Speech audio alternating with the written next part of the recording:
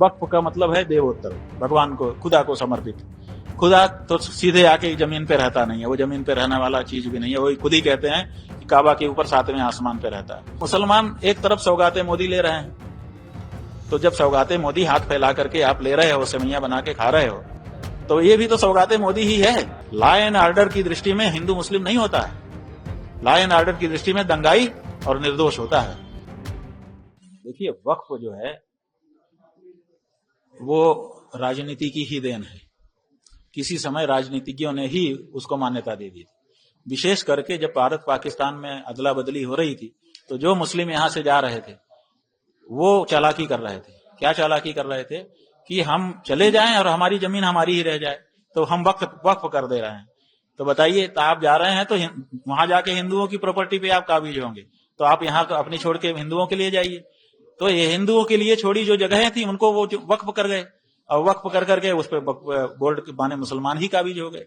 तो ये उनको फिर मान्यता भी दे दी गई, बोर्ड को मान्यता दे दी गई, सरकार ने उनके लिए एक नियम बना दिया, संरक्षण दे दिया।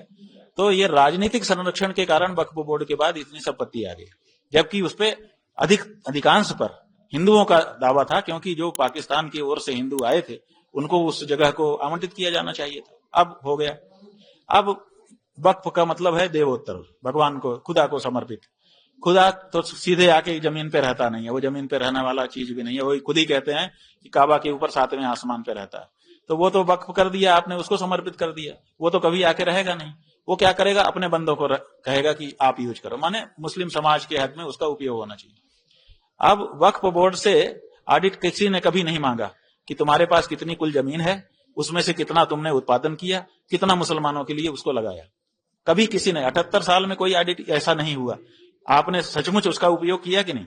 12 साल तक अगर कोई खेत परती रह जाता है तो ये राज्य की सरकारें उसको राजसात कर लेती हैं कि नहीं? परती रह जाने पर कि परती है, आप जोत बो नहीं रहे हैं इसलिए हम राजसात कर लेंगे। अब 78 साल से इनकी जाने कितनी जगह परती पड़ी हैं, आपने कभी राजसात नहीं किया। आपने कहा कि वक्फ बोर्ड का ही नियम चलेगा। अब आप राजनीतिक दृष्टि से संरक्षण देते रहे, अब राजनीति बदल गई, अब राजनीतिक दृष्टि से उसमें संशोधन करना चाह रहे हैं। संरक्षण भी राजनीतिक लोगों ने किया, संशोधन भी राजनीतिक लोग कर रहे हैं। मुसलमान ही इसमें कहीं ना कहीं कारण है।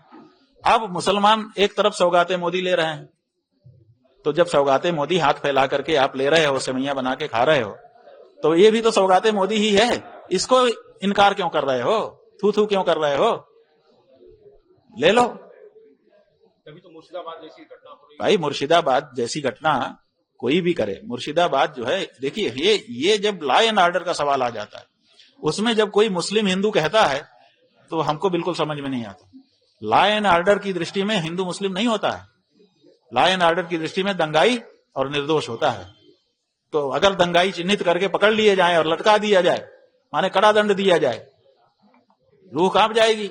लेकिन सरकारें ये नहीं करती हैं, और सरकारें ये नहीं करती हैं जिसके कारण राजनीतिक लोग ये सब बीच बीच में करते रहते हैं, निर्दोष जनता भरपाई करती रहती है। अब वहां हिंदू मुस्लिम की राजनीति आ गई है, भाजपा हिंदू की राजनीति करेगी, ममता मुस्लिम की राजनीति करेंगी। मारा कौन जाएगा? कुछ हिंदू कुछ मुसलमान, ज्यादा हिंदू कुछ मुसलमान। भाई, मंदिरों में तो ताकत नहीं है, आपके कहने से हम मान ले रहे हैं थोड़ी देर के लिए कि ताकत नहीं है, टूट गए। तुम्हारे माता पिता में भी ताकत नहीं थी, उन्होंने क्यों नहीं रोका? तुम्हारे दादा दादी परदादा परदादी कोई तो रहे होंगे, उन्होंने क्यों नहीं रोका कि हमारे देश में तुम बाहर से आए हो, आक्रमणकारी हो, खबरदार जो किसी को छुआ।